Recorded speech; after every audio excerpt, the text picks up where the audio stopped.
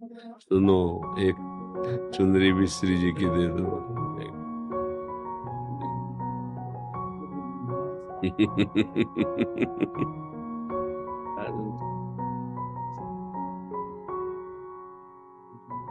थोड़ा कुछ फल या मीठा हो तो दो।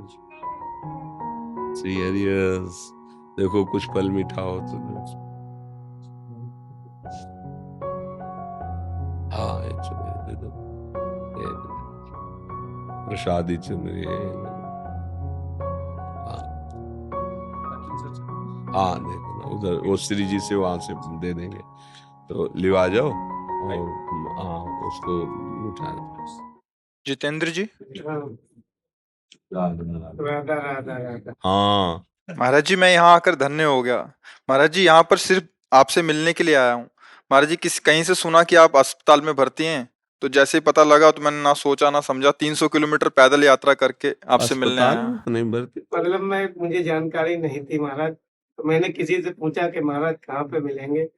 उन्होंने कहा इस समय उनकी तबीयत बिगड़ी हुई है।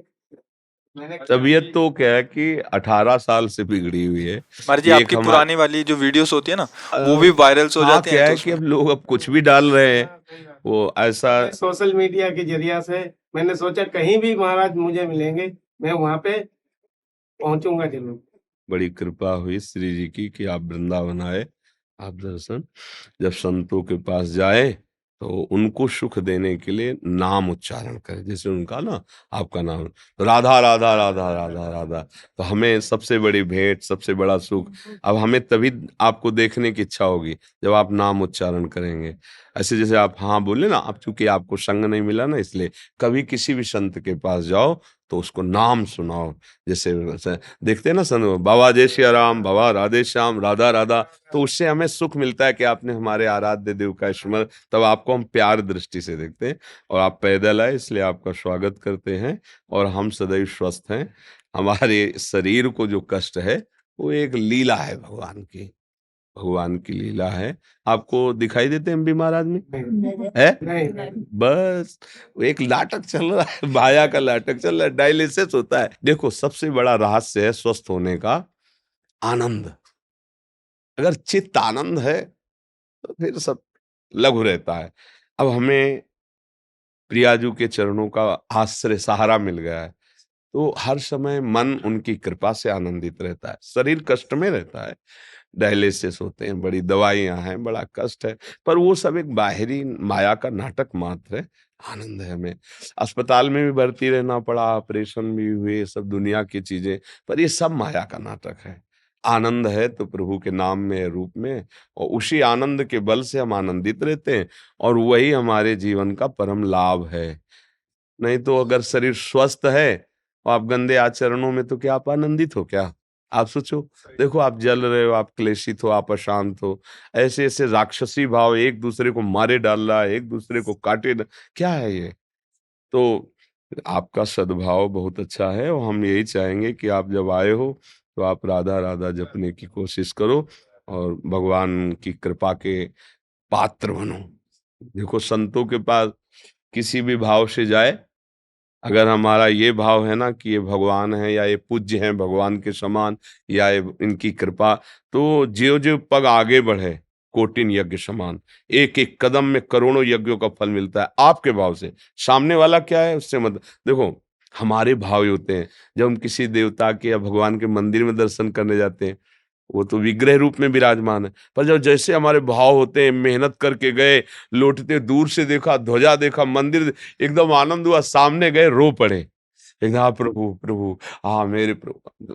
वो प्रभु देख रहे हैं, उसका उसको फल मिलता है। ये जो आप साधना करके आ रहे हो ना, इसका फल है, अमोघ फल है। भगवान के दर्शन और भगवान के भक्त के दर्शन, ये बराबर है। संत दर्श जिम पातक टरे। अगर हम भाव से ना, तो जब भाव से हम शिला में भगवान की भावना कर लेते हैं, फिर संतों में भगवान की भावना कर ले।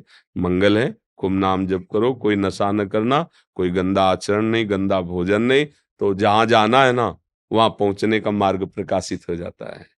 माँ जी क्षमा कीजिएगा, एक और बात पे प्रकाश डाल दीजिए।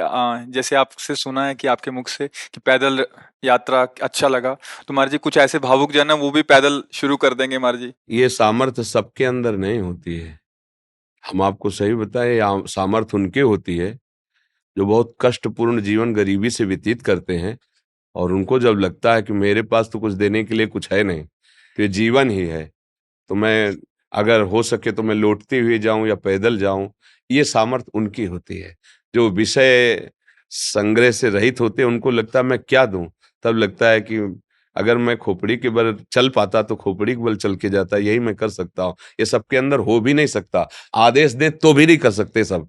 अरे यहाँ से पैदल राधा वल्लभ जी नंगे पैर तो जाना नहीं हो सकता, आप सोचो ला। और चालीसों कोस सैकड़ों कोस दूर से पैदल, ये उनकी बात होती है ना, जो गृहस्थी में रह के कष्ट सहते हैं और उनको लगता है मैं किसी योग्य नहीं हूँ, क्या दे सकता हूँ संत को, तो मैं पैदल चल कर जाता हूँ उनके दर्शन के लिए। ये बहुत बड़ी बात है, और ये सबके बस की है भी नहीं। हम कहे भी, आदेश भी करे तो ले, ये सबके बस की। हम इस बात से बहुत अंदर से हृदय से द्रवित है। भरत जी यही कह रहे हैं, जब वशिष्ठ जी ने देखा उनके चरणों में छाले पड़ गए, तब कहा थोड़ी देर पालकी में बैठ जाओ।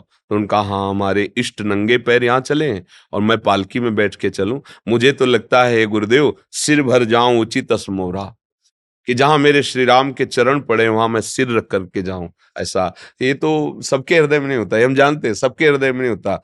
ये विषय सुख भोगने वालों के हृदय में आ ही नहीं सकता। ये उनके हृदय में आता है जो दैन्य होते हैं और जिनके मन में है कि मैं क्या दे सकता हूँ।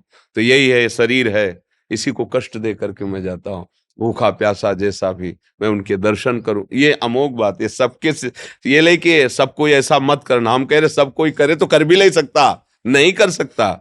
ये आप मतलब साधारण बात मत समझना, कोई मनोरंजन नहीं है ऐसा। पैदल चल, ऐसा हमने कई भक्तों को देखा है, कई भक्तों को देखा है, सैकड़ों कोस ऐसे पैदल। या देखो ना, महाराष्ट्र में सैकड़ों भक्त पैदल यात्रा करके विठ्ठल भगवान के दर्शन कर, बड़ी दूर लंबी लंबी यात्राएं। हाँ, 84 कोस ब्रज की पैदल यात्रा, तो इनके भाव हैं संत दर्शन के लिए। तो ये ऐसे सब कोई थोड़ी आ सकता है कि भाई दिल्ली से कार छोड़ दी और पैदल वहां से आ रहे, आ ही नहीं सकता। इतनी हिम्मत ही नहीं है। हिम्मत तो उसकी ही होती है ना जिसको ये लग गया कि अब हमारे पास तो कुछ है नहीं, शरीर प्राण ही है, अब यही हम समर्पित करते हैं। बहुत बड़ी बात है, बहुत बड़ी बात है।